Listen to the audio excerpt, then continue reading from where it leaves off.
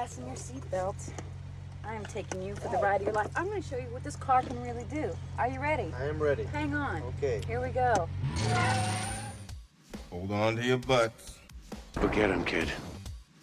To infinity and beyond! It might be a tumor. It's not a tumor. Not a tumor at all. So you can go ahead and ask me what you're going to ask me, and my natural response could be to get offended. Well, fine, let's talk about it. Any thoughts of your own on this matter? Or is that your thing? You come into a bar, you read some obscure passage, and then pretend you pawn it off as your own idea just to impress some girls? Just another American who saw too many movies as a child. Yeah, well, that's just like your opinion, man. All right. You're listening to the 30-something movie podcast. One movie each week, 30 years in the making.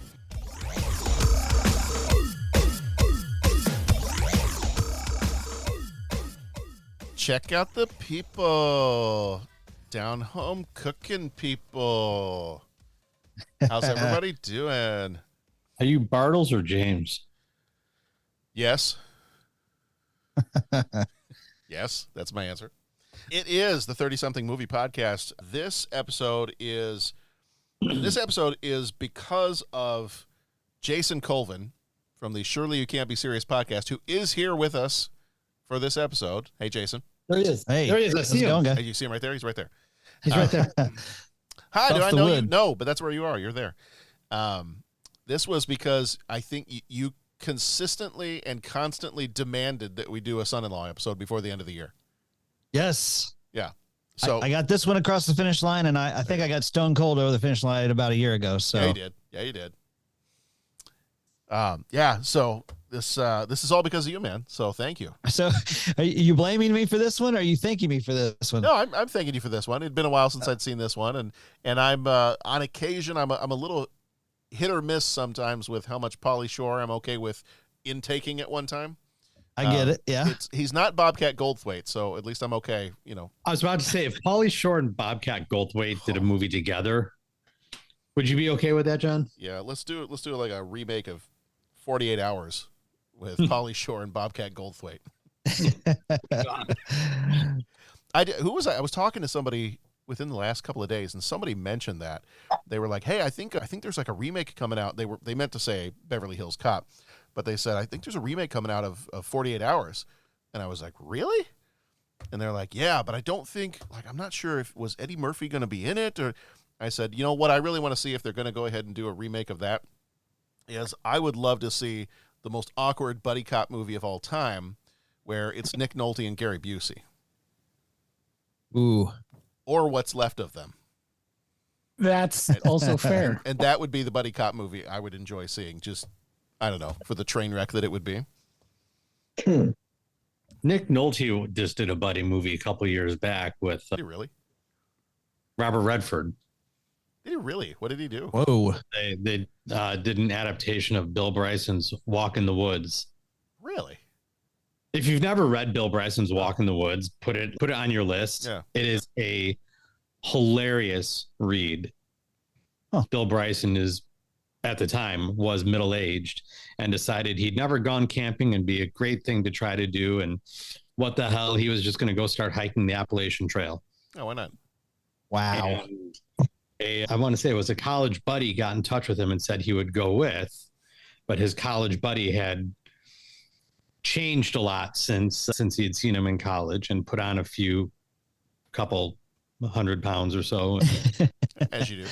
And it's the adventures of them trying to hike the Appalachian Trail. And it is all like Bill Bryson stuff is just great, but Walk in the Woods is particularly enjoyable. So drop that on the list if you've never read it. It is a fun read. Nice. Appalachian Trail is what, Georgia to Maine or something like that? It's humongously long. So yeah. We have a coworker, her husband is over time hiking sections of it and then trying to complete the whole thing. And he's pretty close. He's got one more section to do, I think. That's awesome. That's cool. Well, the voices that you're hearing that I have not introduced yet are Jeff Mazuka. Hi. How we doing? How's everyone? Everyone good? Doing good. We're okay here. Good. We're all fine here now. Yeah. Patrick Canagallo. Pat, how you doing? Hey. Doing well. So excited to be back here. Well, with you guys, with Jason. This is a fun reunion. I've been looking forward to this one since we put it on the calendar a couple of weeks, about a month ago or whatever. This was very cool. This is very cool. So. And Bo, how are you doing? I'm well, John. How are you? I'm good. Did you get through your pre-recording kerfuffle? So far. Okay, good. There was a behind-the-scenes kerfuffle going on, so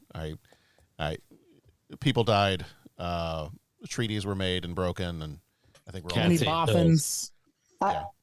See, what I'm seeing right now is Bo is in the cockpit of the Millennium Falcon. So what I imagine is like some scenes from Empire Strikes Back when, it was like John sent out the time to podcast link, and then Bo did watch this. And then you have the,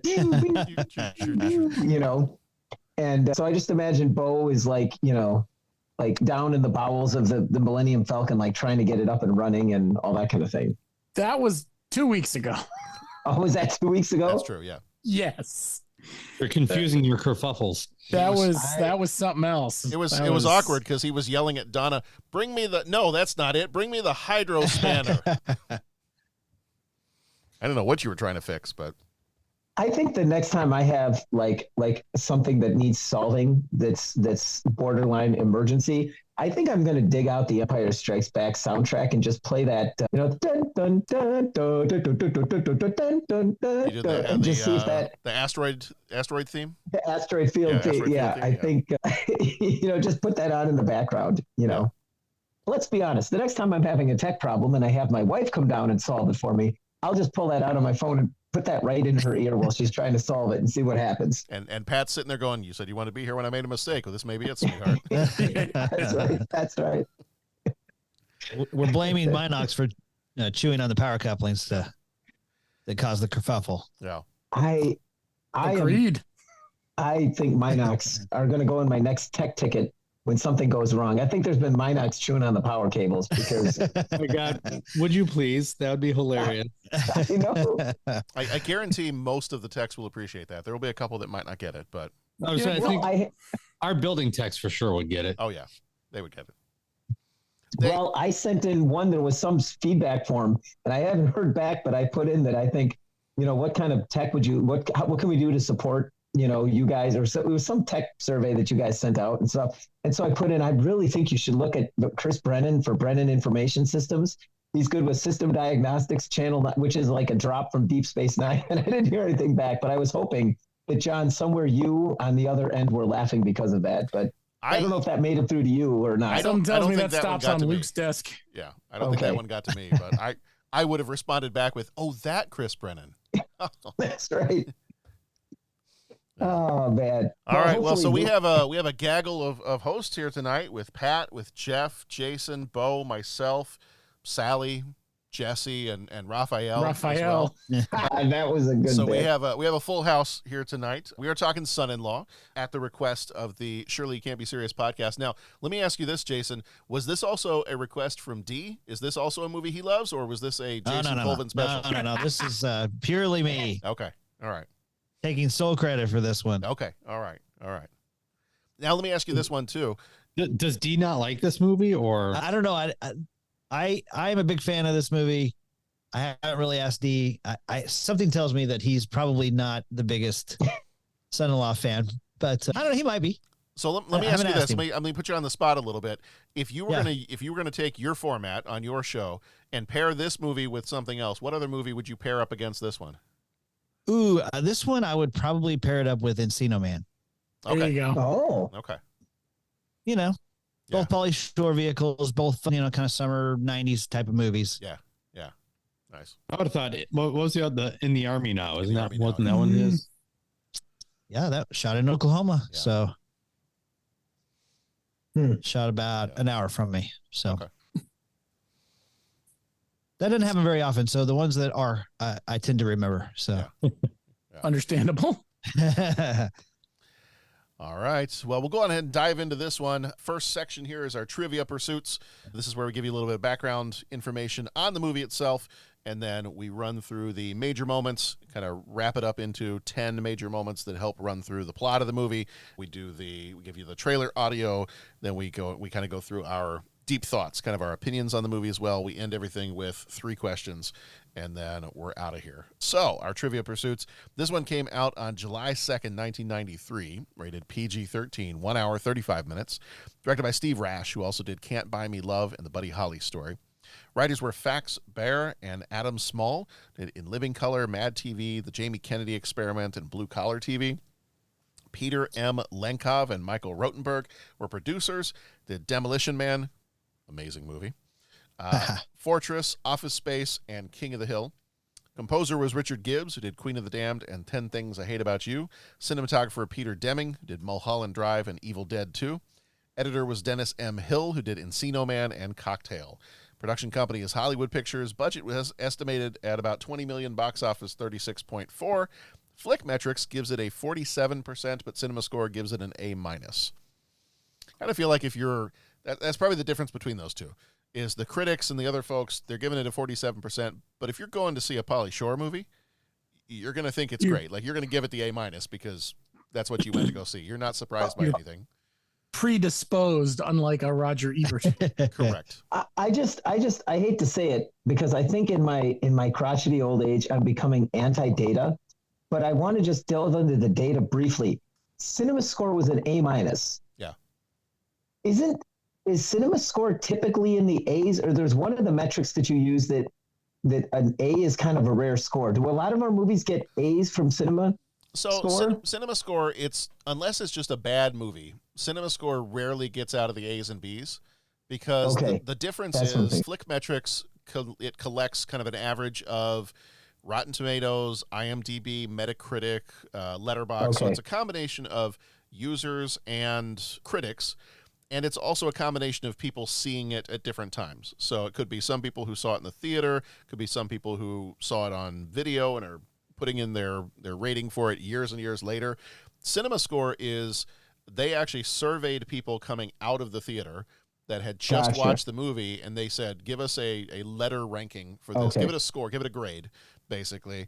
And so it's people being surveyed right after watching the movie. So it's much more of a, people were there for a reason. They wanted to go see this movie, and when they came out, what did they give it? What kind of score did they give it? Which is why I think it tends to skew a little higher on certain things, because unless you went into that movie and you were super excited and you came out really disappointed, you're going to give it a higher score. So, right. Okay. I think I got that and the Flick metric. I think I got those reversed. So okay. Your point makes sense then. You know what you're getting into for a Pauly Shore movie. So people are kind of coming out. Right. But if a movie has a CinemaScore that is on the lower end, like something that's maybe a C, I don't know if we've had a movie that's ever been less than a C on a CinemaScore. Mm-hmm. Have we reviewed Kingdom of the Crystal Skull? I feel like that would be one, at least for me. My CinemaScore would be it might be below a C. You don't say. Yeah. Last Jedi. Yeah. Did you say Rise of My Blood Pressure? Is that what you said? Yeah. Oh, yes. Yeah. Yes. Yeah. Yes. So I want to know how many of you guys saw this prior to 2023. Like, am I the only one who saw this way back in the day? No, I saw this back in the day. I don't think I saw this in the theater, but I know I saw it pretty soon after it came out. I saw it way back then when Pauly Shore was big. I probably saw them all in that window, Yeah. But haven't seen it since. Like, I saw it that one time and probably haven't.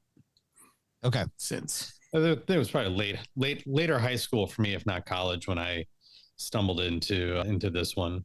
The Pauly Shore verse. You're right, Bo. Pauly Shore had about a 4-year window where he was scorching hot and kind of edgy, funny MTV. I'd say he was an MTV guy, wasn't he? Yeah, he was. Yeah, he was a VJ. They had a show on it called Totally Pauly, and he would go to the beach and be Pauly Shore, people in bikinis and and all that stuff. So that's where he kind of revealed and perfected his weasel persona.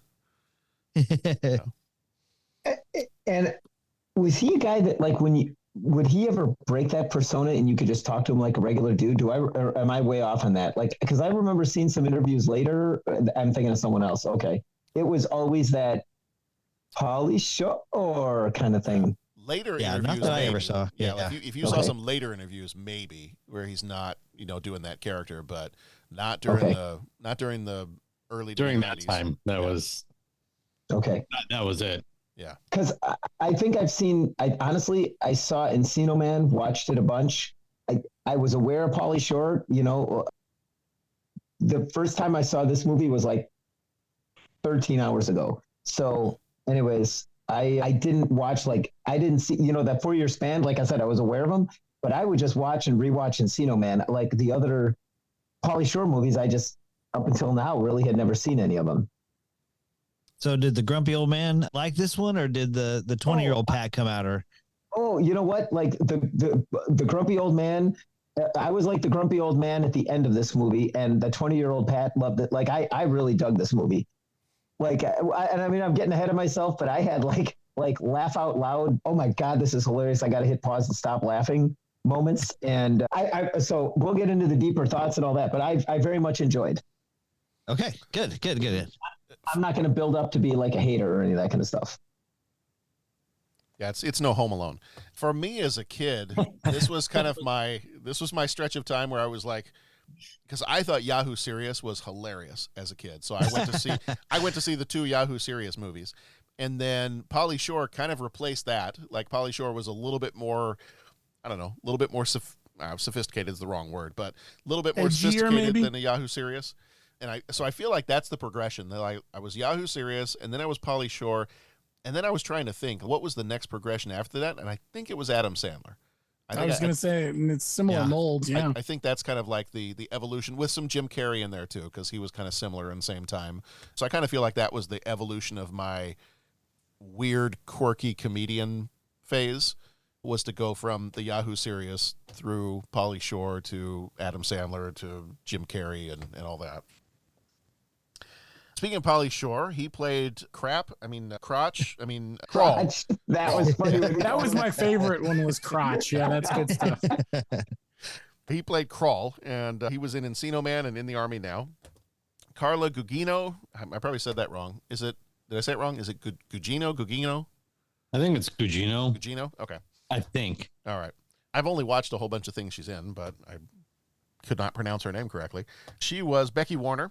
She was in Night at the Museum and The Haunting of Hill House. Also in, if anybody loves a good horror show and wants to see The Fall of the House of Usher, that's some good stuff that's on Netflix. Is she in that? Yes, she is. A buddy of mine was telling me that I'd probably really like that show. Yeah, but I wanted to do a reread of some Poe before I started. I think before you I would. started watching. I think that would be helpful if you want to catch, because basically this was the comment my wife made when we were watching it, because each of the episodes is named after a piece of Poe's writing, but it's not necessarily the case that episode purely follows that story that it's named after. That show is basically somebody took their love of Edgar Allan Poe, shoved it in a blender, blended it all up, and all the references are just all over the place and everywhere. And sometimes the references are mixed. Like they'll mix a reference of Annabelle Lee with the Telltale Heart, if you love Edgar Allan Poe and you know anything about Edgar Allan Poe, you will, especially if you've read it recently, you'll pick up on a ton of stuff watching that show. If you're a big fan of Carla Gugino, by the way, well, yes, she is in the Bon Jovi video "Always" with a young Carrie Russell. So, it's probably been a minute since you've seen that video, but that's a nice twin bill there, though. Yeah, it's majors. And can I just say that I forgot because I'd only seen this movie the one time or couple times when I was a kid, after it had first come out, and I kind of forgot that's who this was in this movie. And now that I've seen this actress in other things, later, a lot of the Haunting of Hill House kind of stuff. She was in a remake, or not a remake. She was in an adaptation of Stephen King's story Gerald's Game, and a bunch of other stuff.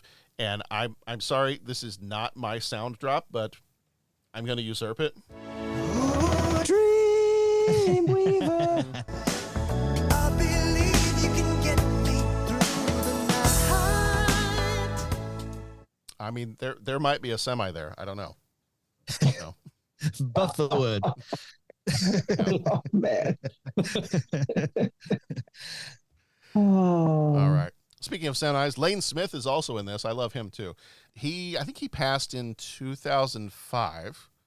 He played Walter Warner. He was in My Cousin Vinny, The Mighty Ducks, and he was one of my favorite Perry Whites in Lois and Clark, The New Adventures of Superman. Oh, wow. Loved Okay. him as Perry White in that show. He was great. He was a Perry White that loved Elvis Presley and would constantly make Elvis Presley references as the editor-in-chief of the Daily Planet. Cindy Pickett played Connie Warner. She was in Ferris Bueller's Day Off and Sleepwalkers. Mason Adams, who passed in 2005, played Walter Warner Sr. He was in Tootsie and FX. Patrick Renna was Zach Warner. He was in The Sandlot and The Big Green. Dennis Berkeley passed in 2013. He played Theo. He was in Mask and Tin Cup. Tiffany Amber Thiessen was Tracy. She was in Saved by the Bell and Beverly Hills 90210. Dan Gautier was Travis. He was in Teen Witch and One Life to Live. And Brendan Fraser makes an appearance in this one as the character of Link. He was in The Mummy and George of the Jungle. That was also a fun one when they had that little cameo. Yeah. Yeah, that was cool. Yeah. He pulls the frog out of his hat and starts to Fire. starts Yeah. to light it. Yep. And I believe, doesn't he also do the same thing in the Army now? It's been a while. That was the whole shtick from that, right? Like they. Or no, he does something. He gets something and he bites into it and he goes, tastes like frog. Yep. Yeah. And that was the whole shtick. It's the two of them and the Mhm. taste like frog bit. Yep. Yeah. So clearly this is, what do we want to call this? Is this the Shore Cinematic Universe? I think so. Since we know that In Link the shows up in spirit all the of movies. Cinematic Univii. Yeah. Univii? Is that even a word? Univari? Yeah. Sure. Words are tough. It's okay. You're the English teacher. I know. That's why I let you all talk. Less chance for me to make a mistake. Hey, can I add two more people that you left off? Yeah, go for it. Okay, so you got Flea from Red Hot Chili Peppers as the tattoo artist. He's the tattoo artist. That was awesome. Yeah, I love that part where she's like, I'm looking for something feminine. And he's standing right next to you. You also have Adam Goldberg playing the Indian at the Halloween party. That's the same Adam Goldberg who did the Goldbergs, right? Oh, yeah. So that blew my mind when I dug out that little nugget. So yeah, right on. All right. Let's see. In terms of trivia, you know what? There actually was not, I wasn't finding a ton of trivia on this movie. The only one I remember, there wasn't much. The only one I remembered was the Brendan Fraser bit. Yeah. Was that was like a recreation of something from the other movie. Yeah. Yeah, they had There was the other trivia was just stuff like, this person was originally supposed to have this name, or this person was originally supposed to be played by this actor. There wasn't a ton of stuff, related to the making of the movie itself. So, but yeah. MTV ran a contest to marry Pauly Shore. Yes. Of course they did. In Las Vegas, which I was won remember by this. a young girl from Massachusetts. And they had the ceremony on July 2nd, which was the day the movie debuted. But no marriage certificates were signed, so nothing official. Okay. Okay. Was that before or after they did that was after they did the Win Axl Rose's condo contest? They did all kinds of stuff like that.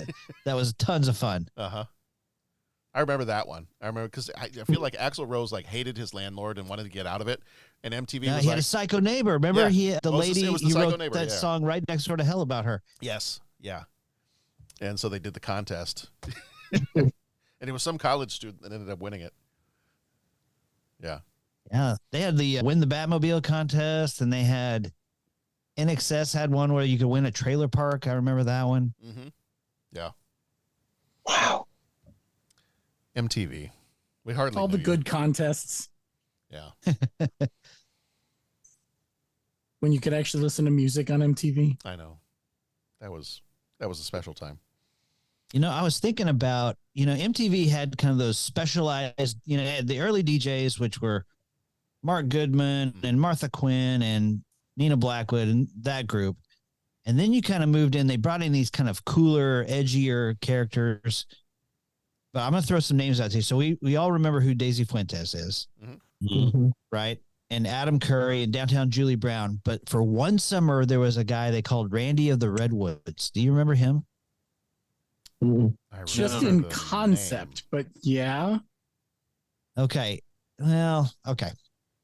He was like this hippie guy, and he did all these, he would introduce videos and stuff like that. But he, for like 3 months in the summer of 1988, he was like my favorite MTV VJ. They called him Randy of the Redwoods. So, yeah, I remember the name. I don't know that I remember too much about it. Yeah, that's kind of where I'm at too. Like you said it, and I was like, yeah, I remember hearing about that guy, but that's all I got.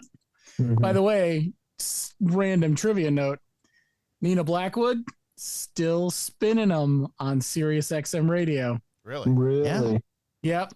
I do not remember what channel. It might be Lithium, but don't quote me on that. Every once in a while, you're driving around on the weekend and you hear Nina Blackwood, and you're like, "Holy crap, I'm old." Nice. She's on 80s on 8 too. I listened to her. Maybe that. Okay, that's probably it then. Yeah. Downtown Julie Brown is on Sirius Radio as well. Oh, nice. Yep. Oh wow, I don't know if I catch her. What channel is she on? I have no idea. Yeah. 90s on 9. 90s on 9. There we go. I think I need to get a subscription to Sirius. It's awesome. It is just you gotta talk them down every once in a while when they do their thing. It's like Comcast, only more annoying.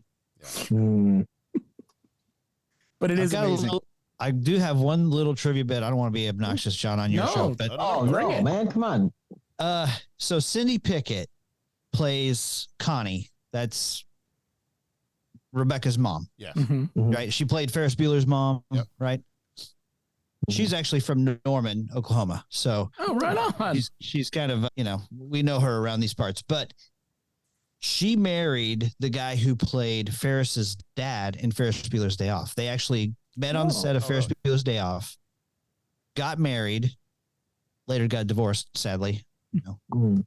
I think Jeannie screwing up the Vermont deal kind of soured that one. But anyway, I just think it's interesting that they met on the set of Ferris Bueller's Day Off, playing parents, fell in love, and got married. That's amazing. Yeah. That's cool. Yeah, she kind of got typecast as the teenager's mom in a lot of movies. Mom. All right. Quick synopsis for this one. In a world where city meets country, Kroll, a quirky L.A. college student, shakes up the conservative life of farm nug Rebecca, her boyfriend Travis, and her family. When Kroll visits their heartland farm, his outlandish ways turn their world upside down. Son-in-Law is a hilarious clash of cultures where love, laughter, and learning to accept one another are the biggest crops of the season.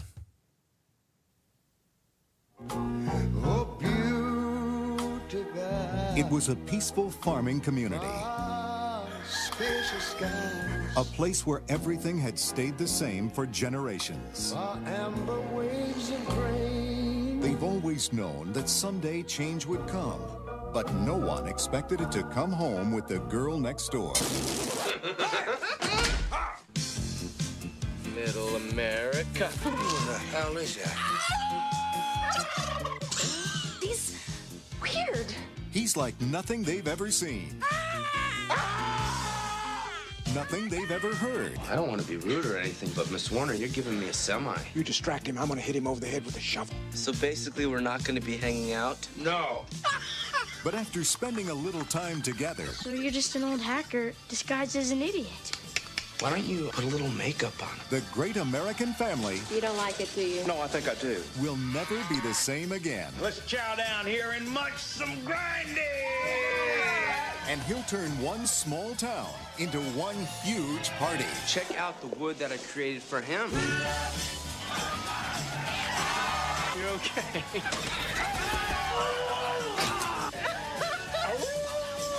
Beautiful day. Feel the breeze and let it fly. Oh yeah, 747. The son-in-law. What do you think their kids are gonna look like? So for this one, I had 10 major moments written down, but I decided I wanted to do this in a slightly different way. So I'm going to be a little bit more laid back in my attitude. I'm not going to do 10 major moments, but I am going to try to walk us through the plot here real quick. All right, so here's the sitch. Becky, this total nug, leaves the farm for the Mondo big city to hit the college scene. It's like, whoa, culture shock, buddy?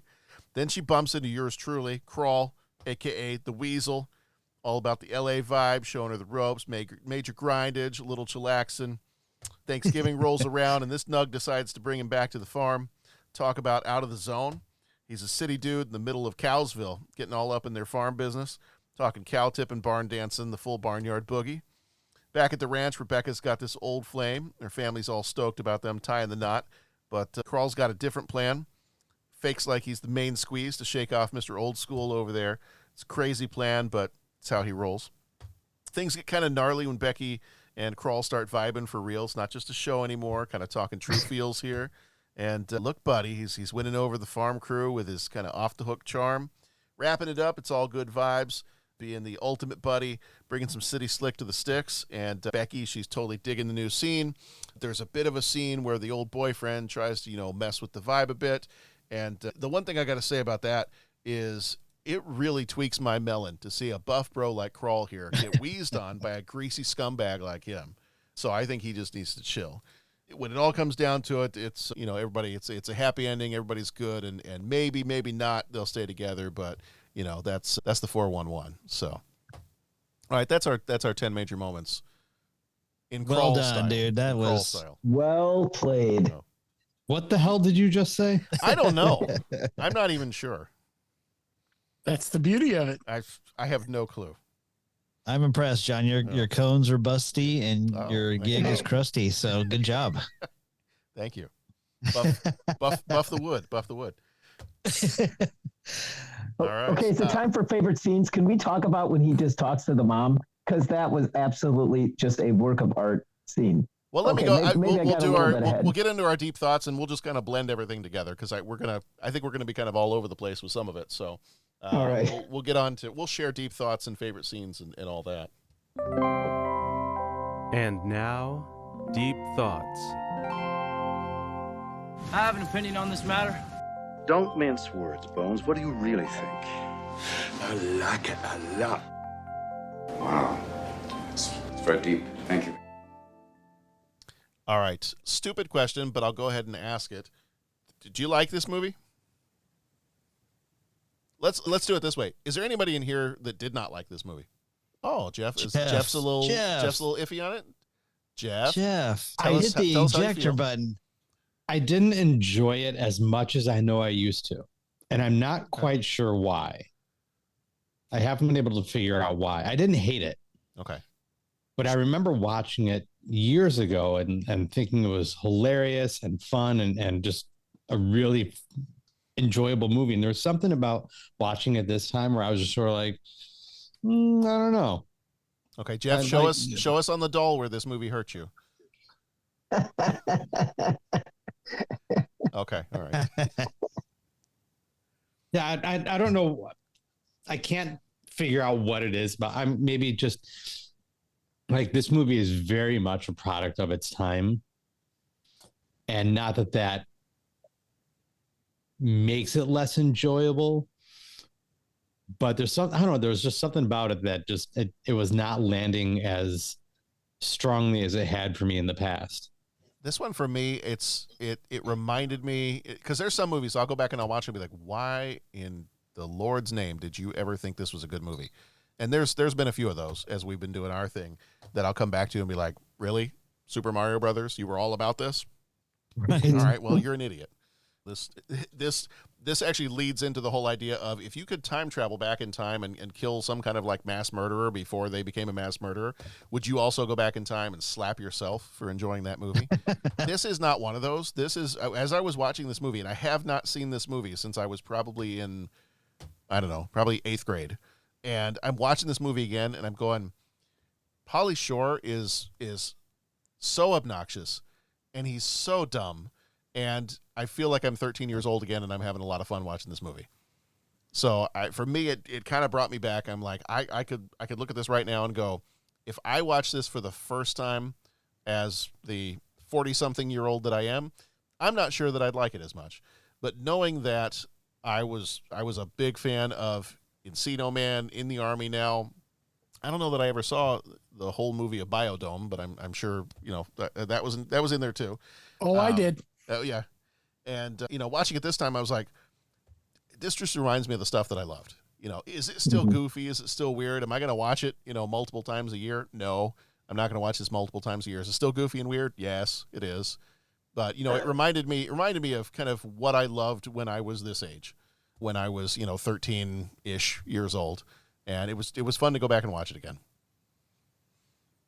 Okay, I'm on a fanboy for just a second on this one. Yeah, do it. Do it. That makes me happy to hear you say that. This movie's sweet, right? There's really, it's just so nice. He's such a good guy. Now he's weird and he's obnoxious and he's odd and he's a splash of cold water in the face of all these farmers and stuff, but he's charming. He's likable. He's good to the kid, Hamilton Porter, whatever his name is. Yeah. He's good roommates, makes him a sandwich, helps him with his computer stuff. He's good to Rebecca. He takes care of her. This is all for her benefit. He's basically a hacker disguised like an idiot. That's it. He's really, all he wants to do, he wants to whittle wood with Grandpa, and he wants to, he wants to help with the farm and do the chores. He doesn't even really dislike Travis. He takes one in the face and stands up like a man. He's not even really hitting on Rebecca or Tracy. He's just inserted himself in this culture, and he just wants to have fun and learn to be a farmer and square dance and, have fun. And I just love it's funny. I do think it's funny. There's funny moments, but it's charming and it's sweet. And I miss movies like this. So, it's funny you say that because not funny, but like not funny, but like funny, like it's coincidental you said, because I had that same feeling that this movie had a lot of heart, and it was the way the Pauly Shore character was. And I'm trying to remember Encino Man. If I remember Encino Man correctly, there was a point when he would kind of speak, with like the moral authority, like he was the character that had that. But as I recall, I don't think that was such a prevalent part of the movie as it is in this one. In this one, he's always the one with the commentary, and I mean, it's covered with the Pauly Shore thing, but he's the one that kind of sees the situation clearly and just is able to say a few things and kind of, bring whatever the problem is in the situation or in the scene, whatever the negative is, he's able to bring that into focus and let the characters kind of see where their flaws are, where their faults are. And I like that. And it's funny, this is probably going to be just a way outside comparison, but I kind of remember almost the same way as in the Ernest movies, not as much with Ernest Saves Christmas, but in Ernest Goes to Camp. Ernest was the goofy guy. He was the one, but he was the one that spoke with like the moral clarity and was able to see through all and I see that very much with this one as well. So I completely agree with you. That seemed front and center in this movie. I totally agree with you on that, because I was thinking in Encino Man, his character felt more like a Styles from Teen Wolf. Mm-hmm. Like it was kind of he was kind of got to cause trouble for the purpose of getting people to have fun, that kind of thing, but not necessarily. Yes and no, because in Encino Man, didn't he also stick up for Link and tell what's his face, like, you can't use him the way you're using him? He did, yeah. But I'm saying, like, this was in this movie, that kind of sweetness in his character was more comprehensive. It was like all over the place in this movie, whereas in that one, I felt like it was kind of more prevalent. It kind of shined through in Encino Man, but for the most part, he was kind of a Styles from Teen Wolf kind of character. It was kind of a, we're gonna cause some trouble here, but the trouble is so that people have fun and enjoy themselves and, just kind of hang loose a bit. But yeah, in this one, I think it was much more of and I don't remember In the Army Now and Biodome well enough to remember, if his character was anything like it was in this one. I feel like of the Pauly Shore movies, this one was probably always one of my favorites. Yeah, I would say this one's the best. Yeah. And, you're right. I mean, specifically, he, validates Hamilton Porter's computer love. He teaches Dad how to relate to his son. He teaches Grandpa how to relate to his son. Yeah. He helps Connie feel sexy again, He helps Rebecca go from a caterpillar to a butterfly. And just just sprinkling pixie dust of joy and funny sayings and weird clothing throughout the entire thing. I think it's just fun and sweet. I love it. I think in the end, sort of indirectly, but even helps Tracy sort of stand up for herself. I mean, he kind of sprays to all fields in that. And then because he majored in karate for half a semester, he takes out Travis at the end, Yep. Right. And even that scene, when people like try karate when they don't know it, and then when they're trying to lampoon it, when they don't know it, it sometimes has the risk of looking just overly cheesy. But the way he did, he really stuck the landing on that. I mean, it was pretty funny when he went through the moves and then delivered the line and whatever it was. I majored in karate for half a semester, 2 semesters, whatever the heck it was. But I thought the way they kind of lampooned the karate thing, it wasn't so over the top that for me, it brought me out of it. It was like it hit it right to where it needed to be. So at that point in the movie, if you haven't bought into it, then it's going to be over the top. But like at that point in the movie, you've accepted the movie for what it is. And if you hadn't, chances are you didn't make it to that part of the movie. Right. Yeah. So they could definitely get away with a couple more stretching of ideas and really bringing out some satirical stuff because they've got the buy-in of the audience by then. So the audience is willing to forgive a lot more of that for the sake of wrapping up the story. How does this movie compare for you guys when it comes to, like, this is a good example of the kind of fish out of water story, but also the, city mouse comes to the country kind of a story. It reminded me a lot of, it's got elements of City Slickers. It's got elements of Doc Hollywood. It's got elements of Funny Farm. It's got elements of Sweet Home Alabama, of Green Acres. They even reference Green Acres. It's got elements of all these others. Like, how does this compare for you with other movies or TV shows you've seen that are kind of on this theme of the city mouse coming to the country or vice versa and bringing that level of charm that they bring with them? I think it ranks really high. Sorry, Pat, but I mean, I don't want to step on Jeff's favorite movie, Funny Farm, but it is. Oh man!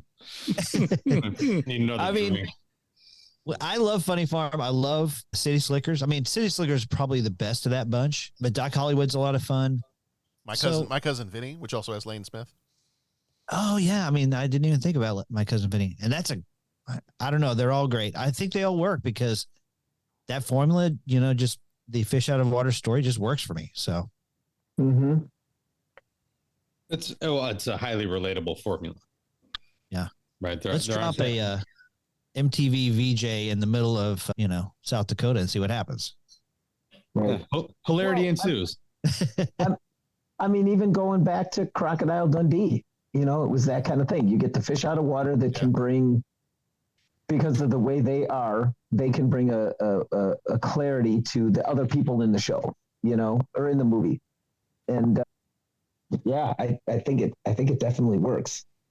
For me, it worked. And the only thing I was going to say is because kind of they made fun of everybody. Do you know what I'm saying? Like, I think now, man, and I don't want to bring reality into this too much, but I think that was something interesting in terms of watching this with a 21st century lens. Was I wonder how this would play now, especially because we're so focused on what divides us, not us in here. Thankfully, we're in a bowling alley, so we're okay. But I think so much we focus on what divides us, right? Is it a red state or is it a blue state? Oh, well, that's just, you go into the farm country and it's all this. Okay, well, what happens in California? Oh, it's all Holly weird stuff, and that seems to be like a construct of what's happening now, just that there's so much animosity. And so as I was watching this for a second, I'm like, I wonder how this kind of theme would play today. But what I like about this, kind of getting away from the serious thing, and what I like about this is everybody got teased. I mean, walking into to the university and there's like the dude walking around naked and there's people hanging and there's all that kind of stuff. It's like, okay, I get it. And it's funny because that was over the top. But then also seeing how all like the small town people reacted, that was so far over the top too. It was like, hey, everybody gets teased. Let's just laugh, you know? So it worked for me. Nobody was mean-spirited about any of it. Like even Right. the townsfolk that were the country townsfolk, even when he came in and he was weird to them, like nobody, other movies, I feel like they would have completely ostracized him. They would have been more mean-spirited about it. In this movie, it was super laid back. I feel like it was kind of like this movie. I think why it works so well for the type of story it is and the time that it came out is I kind of feel like you had, and maybe this is a reaction to, you know, the you know, go, you know, corporate attitude of the 1980s. I feel like as you get into the 90s, you're kind of you're slowing things down a bit. It's more attractive to have this kind of, you know, California laid back attitude about things, and you know, we don't have to be so serious about this kind of stuff, man. And Pauly Shore embodies that completely. And so I think that's I to your question too, Pat. I'd be curious because I think the time that we're in now is very different from the early 90s. In that I don't know that anybody's feeling a very laid back attitude right now, but I feel like the time that we're in right now, or the time, I don't know, maybe we're coming out of it at some point, could be similar to like what happens when people react to what have happened in the last, you know, 10 years or so. Do we swing back to another point where, you know, especially young people in society are like, look, I want to chill. Like and I wonder if some of the stuff related to like, now we're kind of getting serious here on the son-in-law podcast. I wonder if some of the stuff where like, you know, people don't want to work the same kind of jobs that their parents worked, and people don't want to do that type of stuff. I wonder if that's kind of a similar reaction to, hey, I need some work-life balance. Like I gotta chill here because this is too stressful, and I gotta back off a bit. So I wonder if that's why, because as I was watching this movie, I was thinking, you know, there are certain things about this that I think would play well today. Yeah.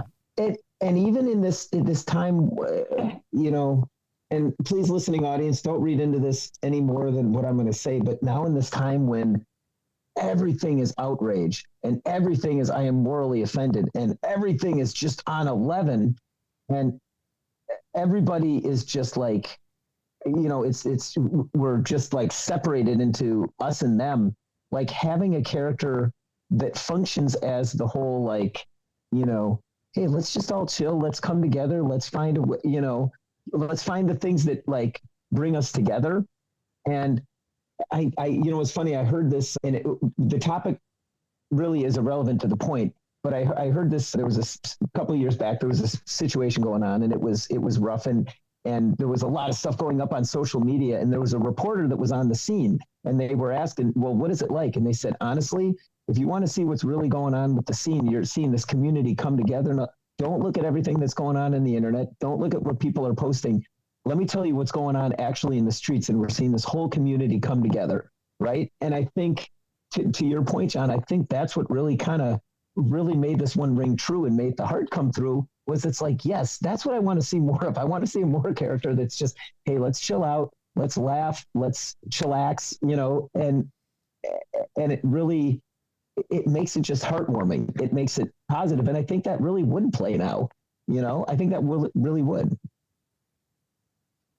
Yeah. I love that we can transport ourselves back 30 years, go back to the time when getting roofied was not that big of a deal.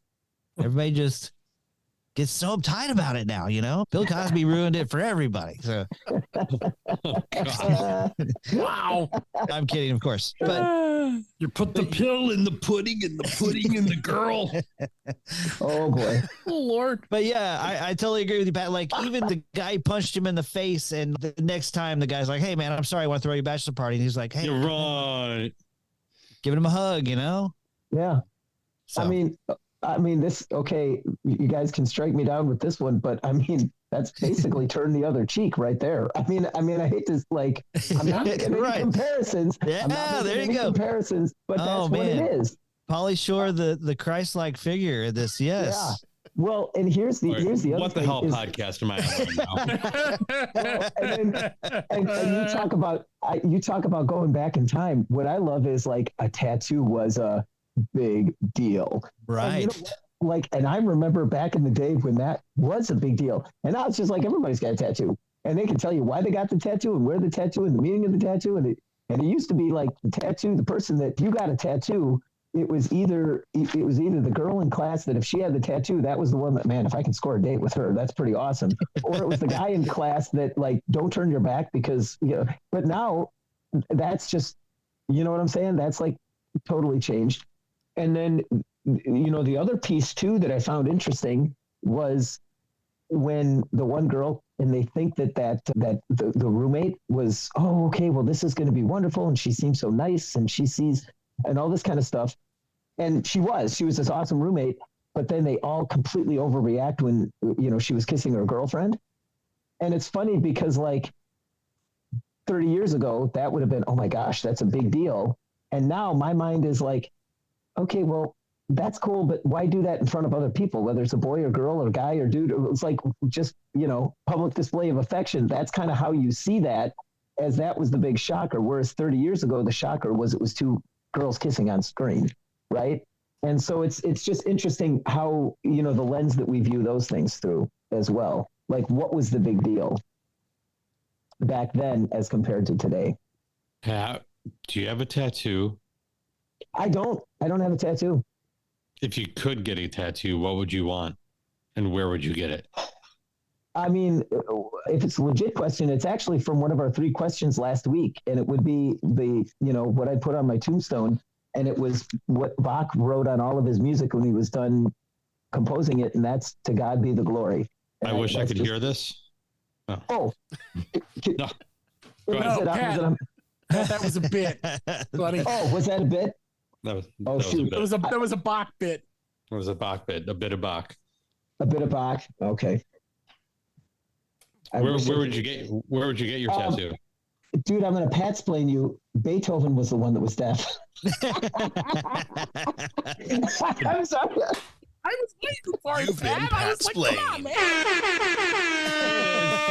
There it is. Come on. We're all a little slow tonight. I'm sorry, guys. I'm sorry. Oh, man. I'm so happy. Bingo. Bingo. Where would I get the tattoo? I don't know. On my forehead. I was just. Oh, man. Oh, no. I don't know. Anybody else have a tattoo? Or we're talking about Pat's tattoos. I do not. I don't. No. See, this is funny because of your comments. I can't even really think of what I would want either. That's well, and your comment about it being much more prevalent because when I was still teaching in the classroom, the team of teachers I was on, I was the odd person out. Every single person had a tattoo except for me. Oh yeah. So at that point, I was like, "What am I missing out on something here?" I mean, I'm terrified of needles and pain, so I don't think I'm going to do that. But and then what was it, the Pauly Shore character when she was going to get tattooed? What did the guy say? You pick it, we stick it, or something like that. Was that? It's just fantastic. But I mean, what did he say? It's going to be permanent. Yeah. And that's I think that even shows the attitude from 30 years ago. Like, hey, you know, that's a tattoo's permanent. Are you sure? Right. I remember that being the big argument at the time too. Hearing that from the adults at the time. How are you going to get a job if you have tattoos? How are you going to get a job that's permanent, that doesn't go away? Right. And I mean, in all fairness, I've like, depending on where you get like a neck tattoo, that might, that limits things, and you can, but yeah, that was, like you said, from 30 years ago, that was the ideas. So what do you think it would be now? What? Well, if they were to try to show the edginess of getting that character to step outside of herself, what do you think the MacGuffin would be? Because going to get a tattoo would be very minimal in 2023. What do you think the line to cross would be? Or is there even a line? Is there even a line to cross at this point? Like, is that idea just kind of faded from our day to day? Maybe it's faded because if we do that, then like there'd be all this moral outrage. Like, how dare you tell me what I can do? And and then it would I mean, I don't know. That's a really interesting point. I don't know what the. I've got 2 in college right now, and I can tell you things that would like concern me if I saw their roommate doing. But I'm such a prude, so I'm a terrible person to ask this because I'm still stuck in 1993. You know, so. But for Jason, Right. for you, then what would it be? If your kids called you and said this is happening, what would you not want to hear on the other end? Well, if they were doing drugs, even just easy recreation. I mean, if they were smoking pot in the room, I would have a problem, you know? Mm-hmm. So, but I'm telling you, I'm a terrible prude. I'm the worst person in the world to talk about this. So If my kid, I'll tell you what mine is. If my kid got a lower back tattoo that said "Roll Tide," that would be mine. If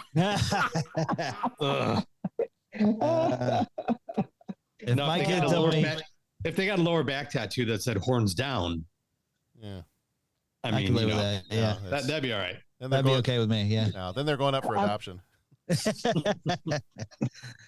Well, it's funny, Jason, it's funny to hear you say that. And because like, honestly, like the one thing right now that terrifies me is like drugs or, all that kind of stuff. And I mean, okay, let's get into the legality thing and all that kind of stuff. But, that was kind of a conversation Tammy and I were having was, okay, now how do we approach this now? Do we approach it differently? But that's the thing that really just, I tell my kids that too. And whether it's rational, irrational, whatever the fact that like any of that drug, like that just terrifies me. Me too. If they want to come home and like fight mixed martial arts, if they want to ride motorcycles, if they want to race motorcycles, like I wouldn't be terrified and be like, okay, here's the consequences here.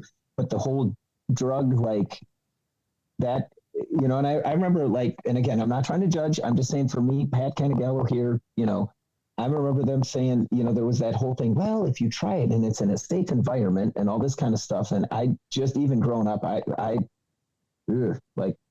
no, thanks. Like, I'd rather be like the guy, and I'm going to quote, Dennis here. I'd rather be like the guy in Some Kind of Wonderful. I'll be the one to drive you home. Like, I'll just take that one, that whole piece just, so I hear you.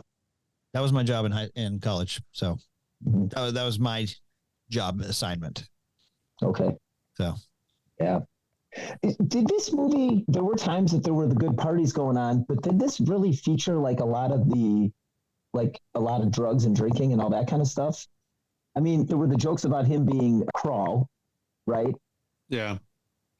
And there was the party, but I don't remember it being like nothing that was featured in a way. I think it depicted drinking a little bit, both in the college party and then at the bachelor party, where right. These guys throwing the bachelor party aren't of legal drinking age, but right, it didn't seem to celebrate that. It was just part of the story. Yeah. Well, that's one of the things about this movie is even though it's rated PG-13, it's a real soft PG-13. Yeah, because I feel like there's plenty about this, I feel like the positive message of this movie, and I feel like with most of the humor and everything else, and I feel like there's not a whole lot in this movie that would make me go, especially my kids are both teenagers now, but even at the same time, if they were a little bit younger, there's not a lot in this movie that I'd sit there and I'd go, well, that's kind of questionable. I don't know that I'd show that to them. I think for a PG-13 and for a early 90s comedy movie that's supposed to feature characters that are in college, I think it's actually pretty tame. And I think it's a pretty safe movie. And I think that's one of the other things that this one has in its favor is it's pretty safe to watch with anybody. Maybe I was in a bad headspace or something when I watched it for the pod. Because you guys are just like, all your points are very valid and true and, worth holding this movie up higher than where I had it at the end of watching it. So maybe there's just something else I was wrestling with that either deflected from my overall enjoyment of it, or just I wasn't able to focus fully on the movie. But, you're doing it. I guess what I'm saying is you guys are doing a great job of convincing me that there's a lot more to this movie than what I was remembering. Yeah. So I think this type of comedy can be very mood specific. Like you kind of have to be in the mood for it. Yeah. Yeah. like comedy is never, for me at least, like there's only one movie, one comedy, The Big Lebowski, that I can go to in any mood and it will pick me up. But a lot of comedy, I've got to be in the right mind. And sometimes I got to be like rested and ready to get it. Because otherwise, if I'm tired, it's just like, and then I get frustrated. And I'm like, kind of like you. It's like, I remember this differently. What's wrong with me? What's wrong with it? Whereas if and this is, just me, but like, if I throw on an action movie, like I can put Commando on anytime, anywhere. And it's just like, okay, I'm going to get enjoyment. I can be exhausted. I can be in a bad mood. But for comedy, it's like if I'm worried about something, focused on something else, angry, tired, it's hard because comedy. I don't know. Comedy is a challenge. I don't know if that really makes a lot of sense, but we've had a few movies that we've done, and I can't list them specifically off the top of my head, but where I've afterwards, after we've recorded, I'll kind of in my head, I'll just go back and I'll be like, man, must have had a bad week when we recorded that one, because was that movie really was it worthy of as much as I tore into it, or there's been several times where I've kind of afterwards been like, maybe I need to give that one another try, because something must have been going on this week. I must have been either dealing with something else, or I just was in a bad mood, or I don't know what, but unless it's Cool World, because everybody who made and was involved in that movie should be flogged. But other than Cool World, most other movies should be given a second chance. Well, and again, it's not that I didn't enjoy rewatching it for the pod. It just felt like there was something about it that wasn't landing right for me. But the merits that you guys are finding with this movie are, like I said, are very spot on. And, which then leads me to believe like maybe I just wasn't into it at the time that I tried to watch it, or what had a different lens or whatever. I don't know, but you guys have done a nice job of pointing out its positives and the successes that it brings. So I'll tell you what. Glad I could be here for this part of the conversation for sure. Well, I'll tell you what put me in the right headspace. I've been watching a lot of like Saturday Night Live clips lately, and a lot of them that keep coming back up again and again are the Californians. So the Californians clips are always they apparently put me in the right headspace to watch Pauly Shore. I can see that. Yeah. I want to say too, John, you brought up the whole thing that it's a really soft edge for a PG-13 movie. There's not a lot. And it was funny. We could call it a semi PG-13. Oh my God, that whole can we get to that scene, because that scene was just stinking brilliant. Go ahead, finish your thought, and then we'll. But the scene when they had the Tiffany Amber Thiessen character and dance, she was starting to, it was kind of getting into a little bit of a little more risque, but then he passes out right away. And like, even the way they did that, it was kind of like, oh, even that had a soft edge. And she even had a line like, well, that's it. I thought I was going to, that's as far as she even had some kind of a line that gave mention that that's all that we're doing here. Yeah. And I was just like, oh, that's just awesome. I mean, I don't know if they're trying to be all meta with it by putting that line in there, but it was just a fun coincidence that she was like commenting on the fact that this whole big scene really was kind of nothing at all. Yeah. I will tell you, me and my friends in 1993 were like, Kelly Kapowski finally. Wait, oh, it's over. Yeah. Did you rewatch that scene a few times? Is that? Oh yeah. Well, then we got Showgirls a couple years after this, so. That's a good point. Jesse's fan. All right, so you brought this up when we first started, Pat. So we're here before we wrap things up and get to 3 questions. What is your favorite scene in this movie? And feel free to pull a Jeff and give me like 3 or 4 of them. Well, I already listed mine. I already listed mine. I mean, there was so much good about the movie, but when he's talking to the mom and he talks about it being a semi and him having a semi, and then he starts going, hey, you got to do this and you got to do this. And he's talking to her. And it's just, I thought like that scene was laugh out loud. And then here, and when she walks in and we're like, how is her husband going to react? And we're not sure. And it was like, I really was in the movie like, dude, don't do the wrong thing. Don't be a tool bag, please. And then the way he reacts, I'm like, that is bloody brilliant. Like that is so heartwarming to see him react like that. And probably being old and married and knowing that marriage is a work in progress and it's never easy. And just seeing him do the right thing, I mean, that really fired on all cylinders. But that whole thing, but as far as comedy, when Pauly Shore's in there talking to her, he's just, oh my God, that was awesome. So I really love that whole sequence, the two scenes. You know, and I think you're so right, Pat, and it ties it all back to the heart we were talking about earlier. If this movie was made today, he storms out of there because she's dressed like that. Yeah. Like, that's not how it goes anymore. And that's just one of the great things about this movie is they felt they were able to do that. They didn't have to show outrage. Mm-hmm. They could show that he was pleased and they were okay with that. Like, right. I feel like that there's no way that happens today. Like, he storms out and it's a whole nother half hour's worth of conflict. Yeah. You know, that scene is great because you see what Kral has done. You know, you see the wood I created for your dad, you know, that whole scene. And then, you know, after that, you get, you know, the dad comes home and he's like, you know, Grandpa, I'm really tired. I'm turning in, you know, you see them moving towards the bedroom really fast, right? Pushing the beds together. So, yeah, pushing the beds together. And so all that's funny. And then the next morning, he's still pinching her butt and around the kitchen. And it's just beautiful day. Yeah. Yeah. All, you know, those three lined up. It's just a lot of fun, a lot of heart there. And it makes me feel good. It makes me smile. So yes. And I'm just going to say that's an understanding that you get to when you're married and you're closer to our ages that you don't process when you're 20. Even if you're 20 and 21 and married, you're not going to process what that's like. That, like I said, that whole sequence was firing on all cylinders. That was pretty outstanding. You know, I liked how there's a little bit of like legit wisdom in here too. Like it's all buried in the Pauly Shore stuff, but you know, he always gives him listen, give me 5 minutes. If you don't like what I have to say, then you can do what you want to do. Mm-hmm. And there's a lot of decisions in my life. I wish I'd have taken 5 minutes just to let me think this through before I do something stupid, to have that kind of Yoda figure there to help me out to, you know, I that's it. I'm quitting school. This is stupid. I'm out of here. Wait, give me 5 minutes. If you don't like what I have to say, then you can do what you're going to do. Mm-hmm. So, I enjoyed that.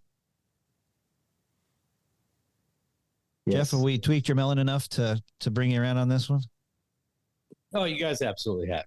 Absolutely have. I mean, you know, just I was just saying it's the authenticity of the character of Kral.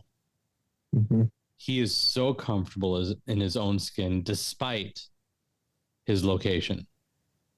Right? Even though he knows that he's in a foreign place to him, he makes the best of it. And he you know, he hits the bumps in the road as he's learning how to be a farmer, and they try to break him with all the farming tasks. And, you know, Theo is tasked with, let's show him what it's like to be a farmer. And he finds a way to make it work for him, you know, and he takes his own history and applies it to problem solving and making farming be a thing that he can handle. Mm-hmm. You know, and he's a real and genuine character that every decision he's making is not for the sake of bringing down somebody else. Mm-hmm. His decisions are made for the betterment of himself and for those around him.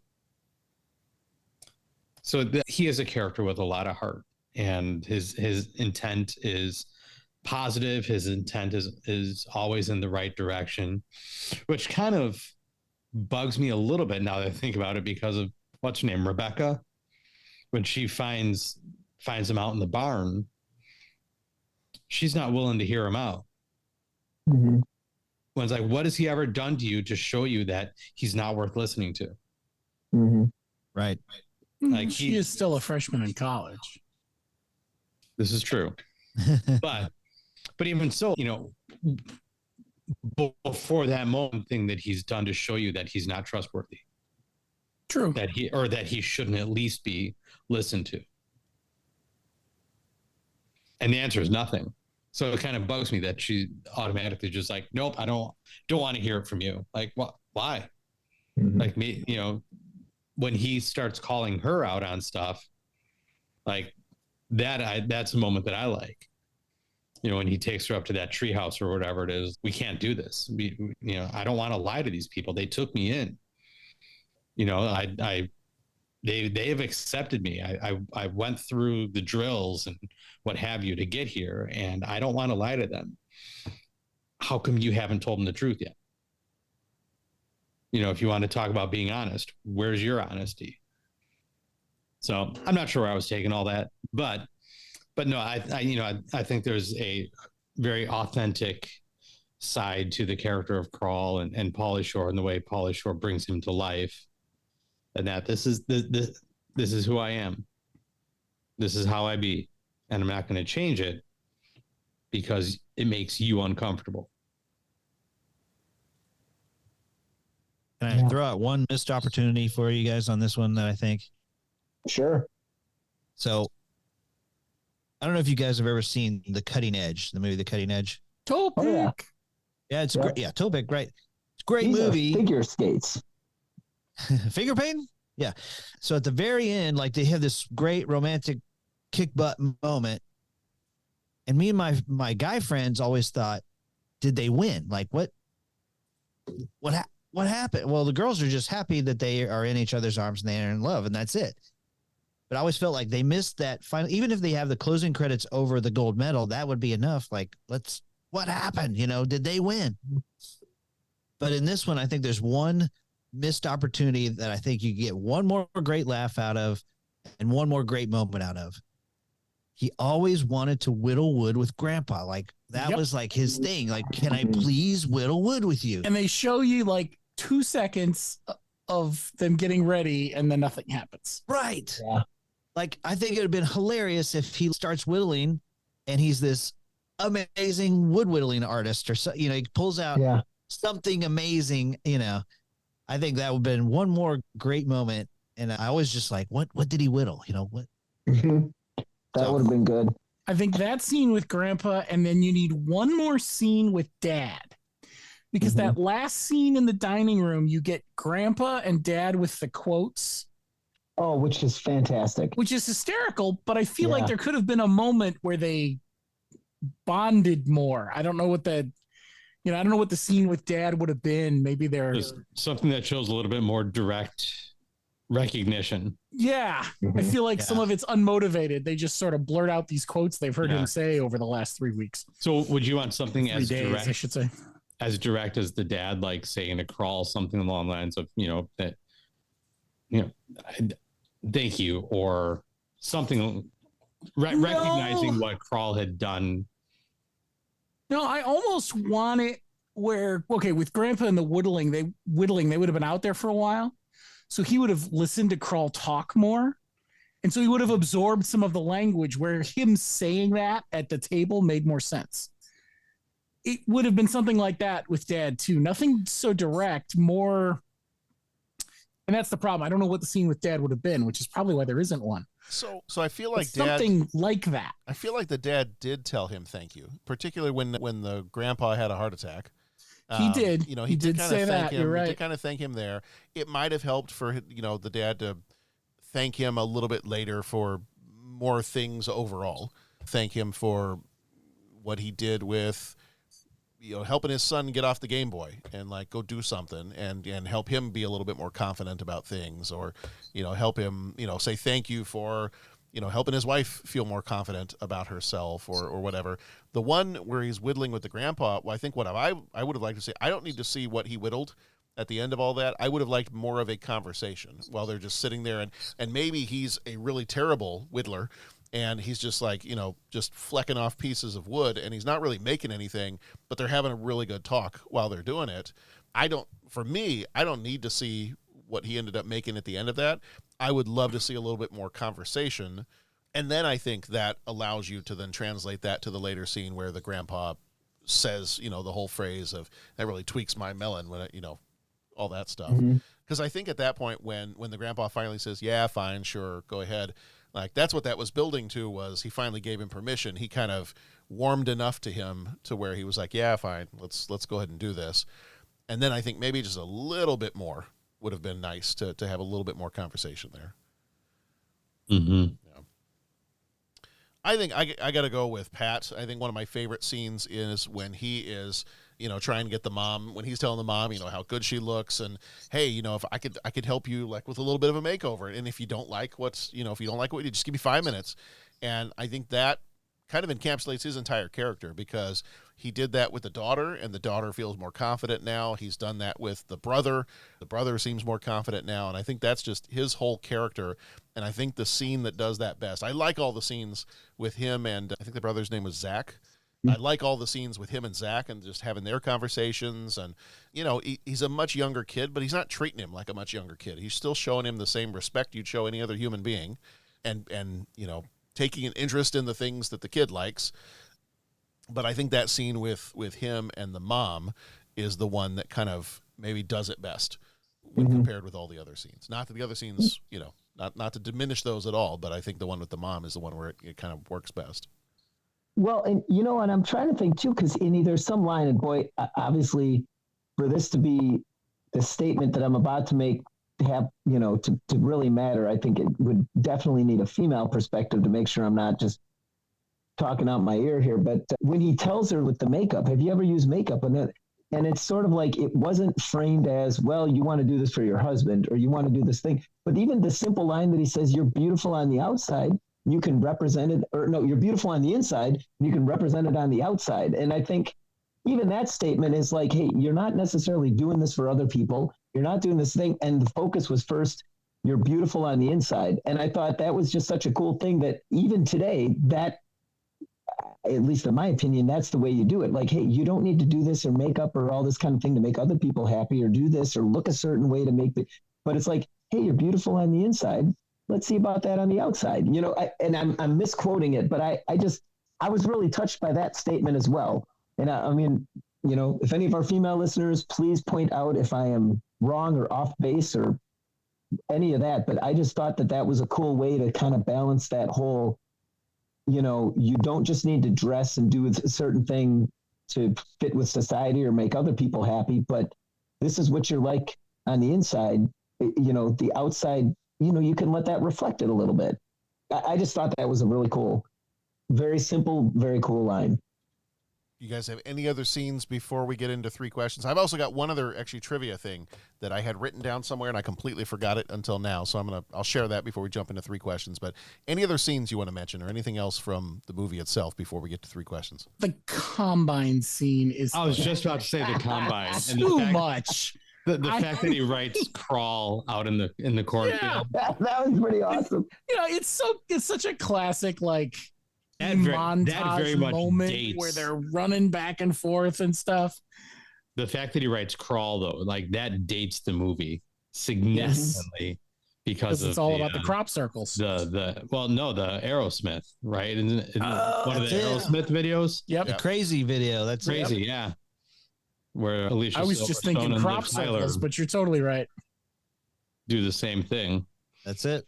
You got it.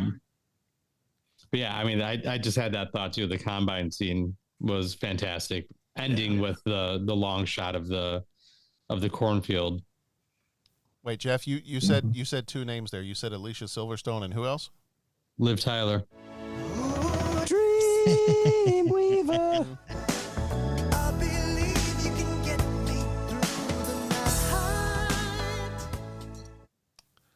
Okay, let's have a moment of silence for John for a moment. Okay, all right, we'll go ahead. Continue, proceed, sir. I really think too, they found the way to make the Pauly Shore character to really be, in his element and carry a movie. Encino Man was great, but if in that he was functioning more as a chaos agent, okay, that was, and then I haven't seen like In the Army and In the Army now is good stuff. Is it good stuff? Is it similar to this, or is it more like he's just kind of, or is he kind of coming in just to be like, you know, the guy that is the fish out of water and questions the authority? I mean, or is that, because I have not seen that one either. He's a fish in the army, is what it is. Yeah, it's good Pauly Shore stuff, Jeff. Now, come on, be nice. But I think it lacks the sincerity that Son-in-Law gives him. That's fair. Yeah. See, like this. Like after this conversation, I really see the sincerity in Pauly Shore and the Crawl character, whereas him in other movies, like in the Army Now and even Biodome. Oh yeah, Biodome's goofy. Like they missed the mark. They didn't use him as well as he could have been used. Okay. They were going for the funny over everything else. And I think in Son-in-Law, the funny is brought out more because he is allowed to be him. Yeah. Where the other ones are just like, let's make him do this funny thing. And it'll be great if he does this and be hilarious if this happens. It's Pauly Shore. He's a funny guy. Yeah. Funny. It's, you know, it's sort of Funny like, how? it's sort of like, does he amuse you? Does he make you laugh? Sometimes. It's sort of like having, like, it's sort of like in football. I'm going to make a sports reference. It's sort of like in football. You got a young quarterback and you're trying out different things. How can you get this guy into a rhythm to really have success? And maybe, you know, early in the season, there's struggles. But once you find a way to make it work, for lack of a better, let's just call this quarterback hypothetically Jordan Love. And then all of a sudden he gets into a rhythm and he can throw the deep ball into quadruple coverage on prime time. Oh my God, what happened? Whoa. Pat's mic got muted. Oh, that's really weird. Technical issues. Your kerfuffle is contagious. And suddenly it's an upset. I mean, it's just amazing. So I think, you know, I think that's what it is. I think they just found a way to get him into a rhythm, and they just brought out all the positives that were there. They found a way. Got him in the rhythm. Yeah. All right. So the trivia that I had written down a note on this, but I completely forgot it when we were doing the trivia part because I actually stuck it on a different page. Do you guys know who Pauly Shore's mother is? And do you know her story? Mrs. Shore. Yes. Jersey is actually her first name. No. She owns some big comedy club, right? Yes. Actually, this is a little bit of a crazy story. I'm gonna do a Shirley podcast thing here, and I'm gonna say prepare to get your mind blown. Is what I'm about to say. And so basically, his mom's name was Mitzi Shore, and Pat, you'll appreciate she was born in Wisconsin, and she, with her husband, I think she took over owning the Comedy Store, which is a comedy club in the 70s, and she took over owning it when her husband died. And basically what ended up happening was this was the training ground for so many amazing comics that came up through the 1970s and the 1980s. There's a list here of people that came up, their rise was linked with working at the Comedy Store. Carlos Mencia, Roseanne Barr, Bill Burr, Jim Carrey, Chevy Chase, Andrew Dice Clay, Whoopi Goldberg, Bobcat Goldthwait, Sam Kinison, Jay Leno, David Letterman, Joe Rogan, Gary Shandling, Jerry Seinfeld, Robin Williams. I mean, all these people came through the Comedy Store at some point. And here's anybody famous come through there though? One or two, maybe. Yeah, a couple. Oh boy. And so it goes on to talk about, and this is not all, warm fuzzies here. There were a couple things that it talked about where, she had some questionable practices of not paying her comics, even when other clubs started to pay comics. She tried to hold out for a bit, but, she also opened another part of the comedy club and really made it kind of an exclusive, because it was hard for female comics to find places to perform. She actually opened a separate room within her comedy club that was female comics only, and so really gave them a place to perform and a place to kind of work their craft. What I also thought was kind of funny, where this progresses to, is in the 80s she operated something called the Comedy Channel Incorporated, and it was a company where they were selling videotapes of performances that had taken place at the Comedy Store. Mm-hmm. So these videotapes, it ended up kind of getting bought out by HBO.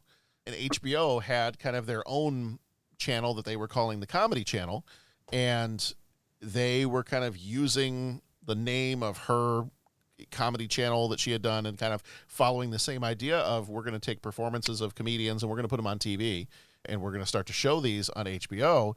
And it actually, through a couple of other, mergers and things like that, it ended up getting renamed CTV, the Comedy Network, and then eventually got renamed to Comedy Central. Wow. So, ooh, wow. Yeah. So I thought that was kind of a cool progression of stuff that, her influence, and it just sounds like her influence in the comedy world was just phenomenal. Like, there are so many comics that may not necessarily be where they are today or where they were when they were at their peak if it weren't for her comedy club. That's really cool. I think Pauly Shore just was hanging around all the time, hanging around all these incredible comedians. Yeah. And he became a stand-up guy, I think, age like 17 or something like that. I think so. He was pretty young. But yeah, that's crazy. When I was reading that about his mom, I'm like, well, of course you're gonna go into, being a movie comedian when you grow up around that. Yep. Awesome. All right. It is time for 3 questions. He asks each traveler 5 questions. 3 questions. 3 questions. It's impossible to answer. Impossible because you don't know the answer. Nobody could answer that question. I want to ask you a bunch of questions. I want to have them answered immediately. What you just said is one of the most insanely idiotic things I have ever heard. At no point in your rambling, incoherent response were you even close to anything that could be considered a rational thought. Everyone in this room is now dumber for having listened to it. I award you no points, and may God have mercy on your soul. All right, question number 1. If you were going to purchase yourself some boots or cheek chillers or other Western wear, what item of clothing would you buy, or what item do you already own? My wife would absolutely love it if I could buy a pair of cowboy boots. Oh, yeah, you can't buy that would be amazing. She loves cowboy boots. Yeah. And if I wasn't sure where you were going to go with that. Yeah, well, I thought you were going to go with the cheek chillers. No. I was kind of worried about that. John, you may remember she got married in cowboy boots. She did. In fact, didn't she and I have a picture taken together because I wore my boots to your wedding too? Yes. Yeah. You did, in fact. So yeah, I think it would have to be cowboy boots, and I've always thought I'd look good in a big old 10-gallon hat. There you go. I think my head is rife for that. So that'd be my... Or for those of us with larger heads, 20 gallons. Exactly. Yeah. Bring it on. 30. Let's go. What else? What would you guys get? I need a pair of cowboy boots, right? Because right now I've been riding, and I've been riding in like work boots, and like with the stirrups and everything like that. I need to get a pair of cowboy boots. But I've also been saddle shopping too, which how much money I have to spend, I don't know. So I have been hitting the saddle shop at the barn I ride at, and trying not to spend too much money. Which there's funny on the cash register, they have this thing that they said, for an extra 10%, we promise not to tell your spouse how much you spent, or something like that if they call.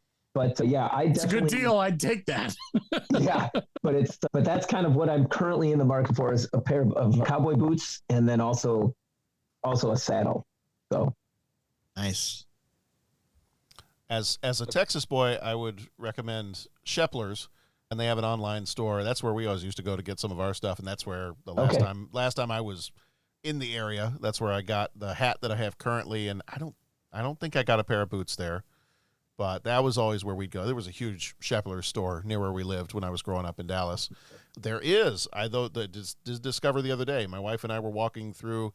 We had not been to the Gurney Mills shopping center for years and years and years. Lucky. Gurney Mills is this huge kind of, it used to be an outlet mall. It's not really so 2 much miles. an outlet mall. It's 2 miles? Mm-hmm. Yeah. And we were there the other day kind of looking around for some Christmas gifts, and they have a Boot Barn store in there now. They so do. I was a little surprised, but Donna is often disappointed with her selection. I wonder if you found it to be the same. We didn't look for very long because we were not really necessarily in the market for, boots and whatnot. We've already got some of those, but the type of boots my wife was looking for, they did not have. So yeah, that has been Donna's experience with them as well. Yeah. Yeah. So for me, I'm good on the hat. I've already got a hat. Actually, well, you know what? I think I need a new pair of boots. I think my boots I'm not sure that my boots work anymore, or I might have outgrown my boots. They're not so much made for walking anymore as for slip sliding away. No, kind of painful walking. So I think I probably need a new pair of boots. The belt buckle I do have, I like it. It's not huge. It's not a Texas size belt buckle, but I do enjoy it. It does have like a cattle skull on the front of it, like a longhorn skull on the front of it. Not like the stylized University of Texas longhorn. So I think, the audience here should be fine with that. I'm sorry, Jeff, your camera is malfunctioning. Jeff got disconnected. He's not in the call anymore. Look at that. He's just gone. What happened to Jeff? I don't know. What happened to Jeff? Someone should check. Maybe the gremlins got him. Horns down. It's a shame. Yeah. Yeah, top 4. Okay, so anyway, nice I think I'm good on pretty much everything. Boots would be my thing. Okay. Yeah. All right, is it my turn? Yeah, go for it. It's your turn, man. Go for it. Okay, so I need a hat. I need boots. I need spurs that jingle, jangle, jingle. But what I really want, what I really, really want, and I have no use for, but I still would love to have it, a couple of, 6 shooters with the Han Solo, tie holster to my thigh with, the belt of bullets, the bandolier. Awesome. I want the whole thing, I want to be. There you go. Bullet bandoliers. I don't know. I just, set me up like a cowboy. Cafe, would you say he wants a plethora of bullets? A plethora of bullets, yes. That's awesome. That's awesome. Cowboy Jeff. I think I'm very much like the character of Mitch from City Slickers, where the cowboy thing just doesn't work for me. Like my baseball Even cap Mitch got works. into the hat by the end. Well, I need a dead cowboy to take a hat from it. No, maybe a hat, maybe a belt buckle, but I don't think that's my comfort area wearing that type of clothing. Now, if I worked on a farm, if I lived on a farm, if I grew up in that lifestyle and I understood the need and the necessity for it, that'd be different. I rode a mechanical bull once and I understand the need for the nut hugger jeans. Like that was a learning experience for me there. But an eye-opening experience, would you say? There was some pain. There was some pain is all I'm going to say. Just, I don't know. If I could find a cowboy hat that I thought looked good and not like this guy's being ridiculous, sort of I'd rock it if I could, but I've just never been able to pull off that kind of look. So, what about one of those? What about one of those big? And I don't know the name for them, but you see them. It almost looks like a trench coat. Oh, a duster. It's like westerns. Pardon me. A duster. Duster. Is that what that's called? Yeah. A duster. I mean, again, if I felt like I could pull off a duster, and then be a brown coat from Firefly, I'd be a brown coat. That'd be awesome. I think you. I just don't think I could pull that off. I think you could pull that off. I think you're selling yourself short, Jeff. Yeah, I think you. Well, could then pull you know what? For Christmas this year, you guys go in together. Yeah. And get me a duster. I'll see how it goes. I mean, Jeff, you're about as tall as I am, so I mean the length of the duster sometimes can be problematic, but. There is that. I'm sure we can find if we go to the South, I'm sure we can find a duster at the Gap Kids that would fit us just right. And there's also the girth. Well, yeah. In which I'm afraid the duster would end up looking more like a muumuu. That might also be true. Yeah. And then never mind. Jeff, discretion is the better part of valor there, Pat. I think. Jeff, I totally think you could rock one of those. I think you could totally rock one of those fringed suede leather jackets. Yeah. Oh yes, I the don't pink think I one could. from Back to the Future 3 comes to mind. I'm thinking that would be a bad idea. Clint, but again, Jeff, again, Jeff, if no, Jeff, you give me 5 minutes, man. I promise. Give me 5 minutes. Come on, and buddy. if I don't like Come what on, you buddy. have to say, If you don't like what I have to say, then you can give the jacket to me. again, though, if you guys all want to go in and together and get me one as a gift, I would give it a good shot. Okay. All right. We'll consider that. I'll put out the message to the Patreon and see if we can get some more donations to get you a duster.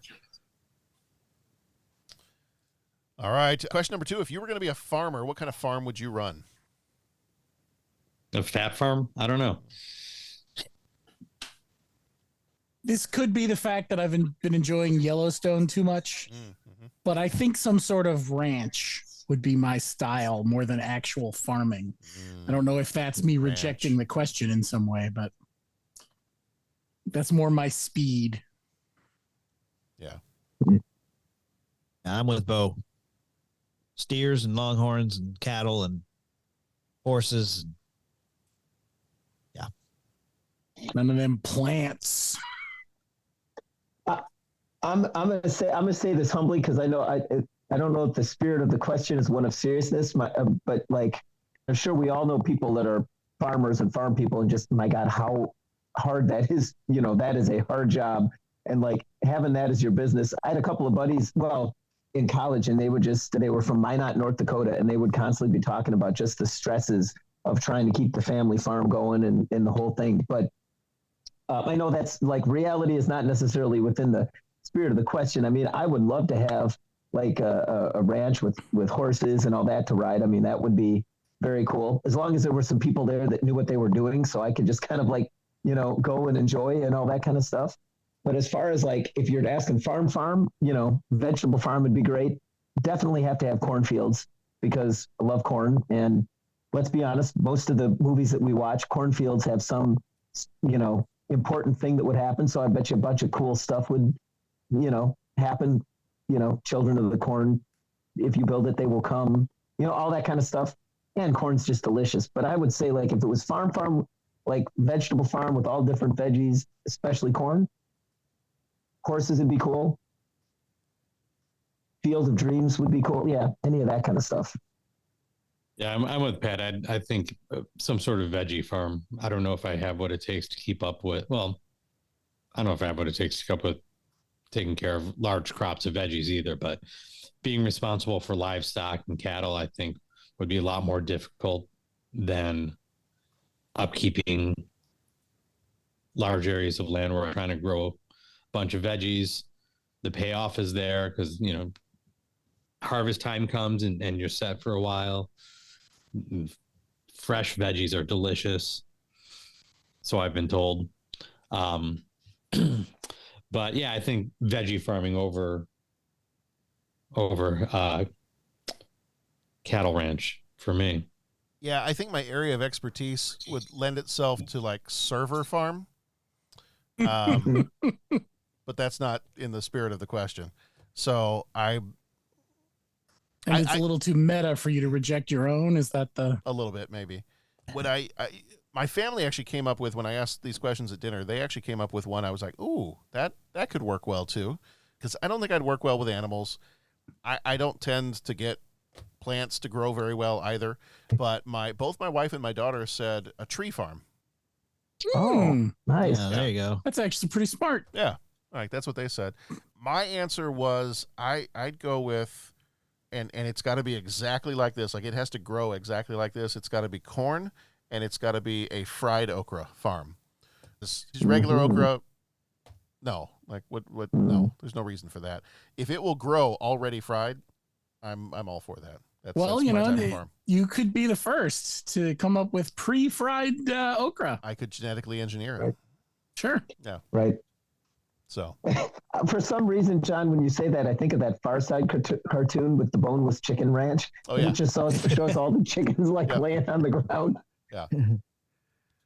Yeah. I'm just again want to preface my answer with, I would need to have experts running the whole thing. I would just be responsible for eating the food. Yours would just be like a small little place. So like, what do they call them now? Farmlets. Yeah. Yeah. Some. Pat would be running a gentleman farm. I don't know if I'm going to confirm or deny that one. I need to go Is on that Google like and the, find. is that like the bunny ranch outside of Vegas? Oh, it could be. There it is. Okay, so I'm definitely going to look definitions up, not on the work computer. There you go. I would not suggest looking up the bunny ranch on the work computer. Yeah. Okay, that sounds good. I'll keep that in mind. Go for it. See what happens. Then I get a call to report to your office. Mm-hmm. That's a great plan.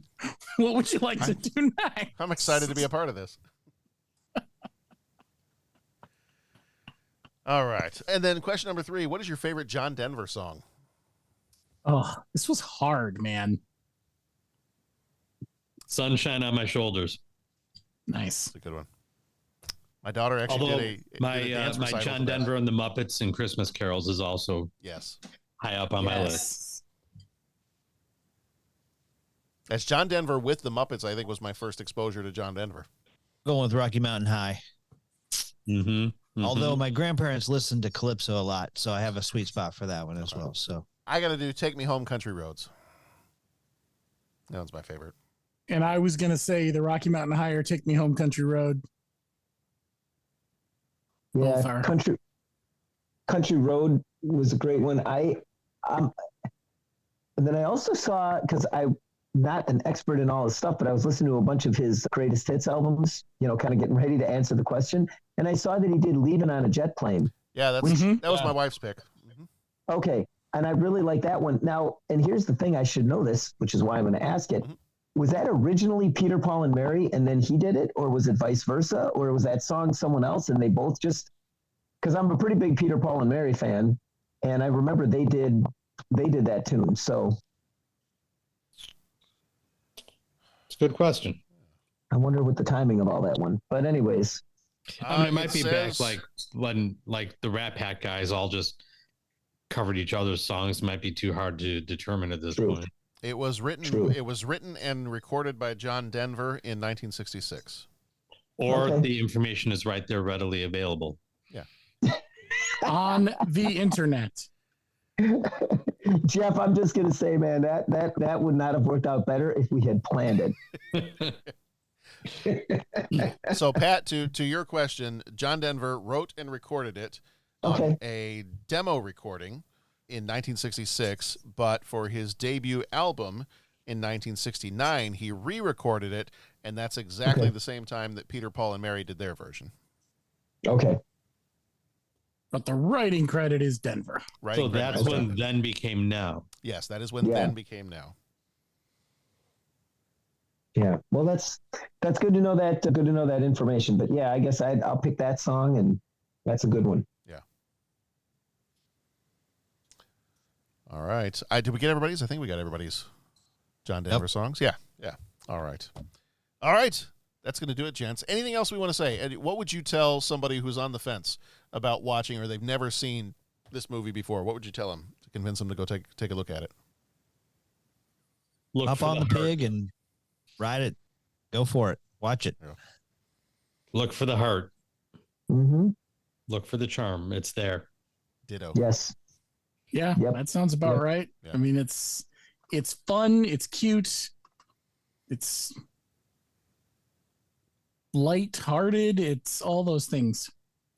And see what made us laugh and all that in the 90s, right? Like Pauly Shore, he was a big element of that. And I don't think we have a character like that now. So check out what it was, As the kids say, it's got the Riz. I don't know if I know what words you're saying. I'm not. I don't follow. Charisma. It's a special quality of leadership that captures the popular imagination and inspires allegiance and devotion. How do I mute John? Can I mute John? You can't. John's in charge. You can't mute John. John's not here. John went bye-bye. There is no John, only Zool. Yeah, there's no John, only Zool. I am the John has gone bye-bye, Ray. I am the gatekeeper. Hey, before we wrap up, I want to formally invite you guys to something. Okay. Yeah. I'm putting this out there. I understand it's a extremely long shot, but because I enjoy you guys so much, I just want to make sure you're invited. We are actually having a Shirley meetup event in Oklahoma City on December the 13th. A couple other podcasts in the area. We're actually all getting together and we're going to watch Die Hard in the theater. Oh, nice. Just as kind of a meetup. Nice. So, so great. You guys are formally invited to attend. Obviously, I don't expect you there, but sure be great if one of these days we could all get in the same room, you know? That'd be amazing, man. I'm looking forward to that whenever it happens. That day will happen. That day will happen. That's so cool. I That's think so cool. But I think we all need to meet up at Silver Dollar City. Perfect. I right? think go to Silver Dollar City for a day and check out Let's Branson. go. Awesome. Yes. That's awesome. But enjoy Die Hard in the theater, man. That's going to be awesome. Yeah. But yeah. The post conversation is supposed to be about whether it's a Christmas movie or not. So yes. Oh, yes, it is. Of Yes. course it is. Bruce Willis actually said that it's not. Yeah. What does he know? I'm just saying. John McClane said it's not a Christmas movie. Yeah. But Steven John D'Souza, the guy who McClane wrote is it. predisposed to not like Christmas. Let's talk about Bruce Willis's judgment in the last 20 years. and then we can revisit whether or not I'm going to trust. Hey, be kind. He's not doing well. I know He he's not did doing the well. 4th and 5th Die Hard movies. Yeah.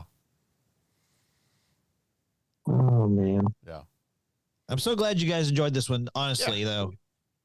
Yeah, it was so great. Yeah. No, yeah. Thanks for Yeah, thank you. I don't want to say pestering. Yes. You were like, you're like, yeah, you got to do this. You guys have to do this. Please do this. Do this. And I'm like, yeah, okay, we'll do it. You didn't have to twist our arm too much. Like, wait, Hey, Jason, what do you and D got coming up on Shirley? Yeah. Yeah. Well, so today we dropped track by track through ZZ Top's Eliminator. Next week, it's Billy Idol's Rebel Yell. We'll go track by track through that. And then we got top 5 songs of 1978. So songs that are turning 45. Nice. And then I think we may do a couple other odds and ends things, but that's going to wrap season 4 for us. We'll take like a month off and then we'll do Season Beverly Hills 4. Cop next year. Yeah. Season 4. Yeah. Nice. Congratulations, man. That's awesome. That's outstanding. That's awesome. Thank you. And thank you guys for being such a big part of that. I really am thankful for you guys. How's the Frasier podcast coming along? Good. Cover that. We're dropping our last episode this week because it's only a 10 episode season. Okay. So, I haven't watched any of the new stuff yet. It's fun. Yeah. Is it? Okay. You like it, Bo? I've been enjoying it. Yeah. Okay. I saw like the first episode and a half, and then got distracted with Sheriff Bass Reeves. But Bo? You said you're enjoying it. Jason, are you guys enjoying it or?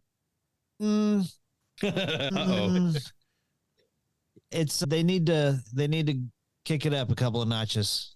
I would agree. It's very a product of its time. It feels like a direct to streaming sitcom that's just not that polished network show that maybe we're all hoping they can be.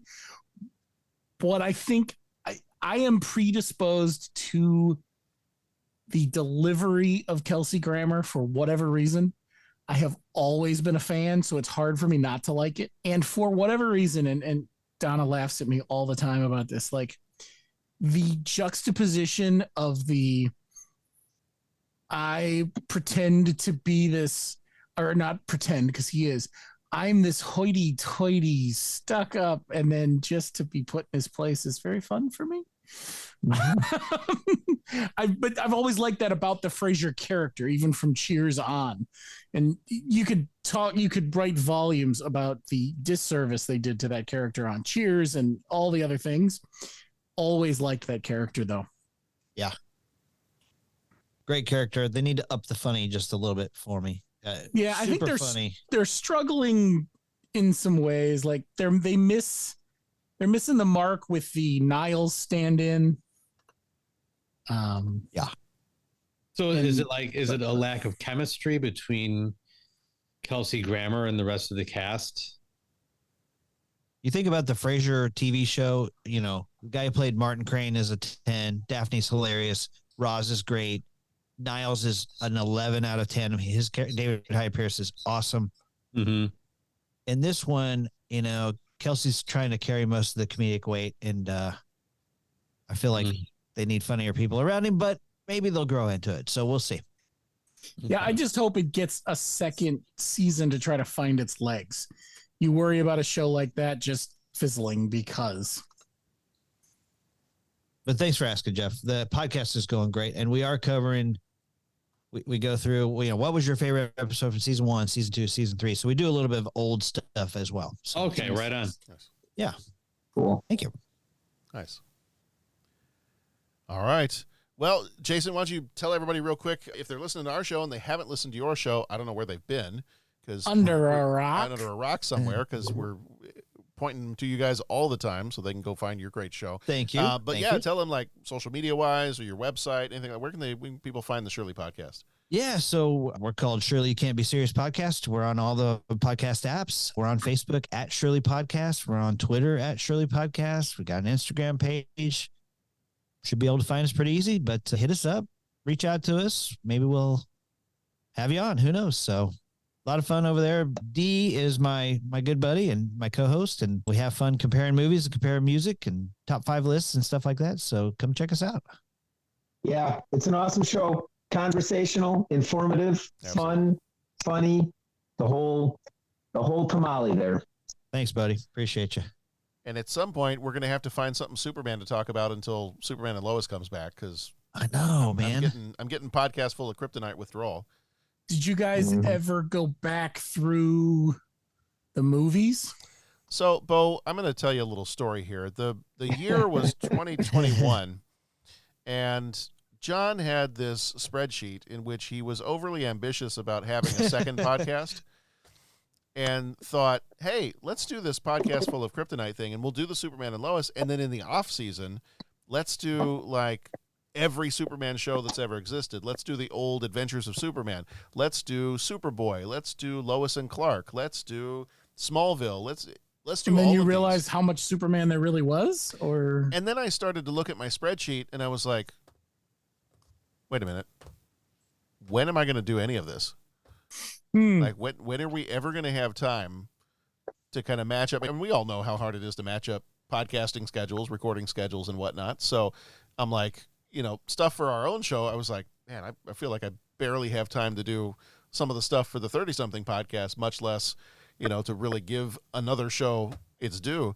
And so I remember we kind of talked about that a little bit. And with the first time around, I was like, yeah, I got all these ideas. I got this. And I think we kind of did a real quick, yeah, why don't we have maybe just like one special during the off season where maybe we talk about a comic book, or maybe we do this, or, you know, maybe we can talk about Zack Snyder's Justice League, because that was coming out at the time.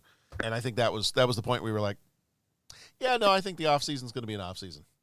We'll take a little break there. We'll take a little break. So, but yeah, looking forward to that show coming back and getting in and talking with you guys again for that one. But yeah, so our show, we are the 30-something movie podcast. You can find us at 30podcast.com, 30 podcast on all the different social media stuff out there. Our next episode's coming up. We are almost at the end of this year, almost at the end of Good Eatin' Month. Our episodes so far this month have been our 500th epiversary. We've done Alive. We've done What's Eating Gilbert Grape, Tombstone. This time with Son-in-Law. Next episode is Nightmare Before Christmas. And then we're going to end the year with Enter the Dragon from 1973.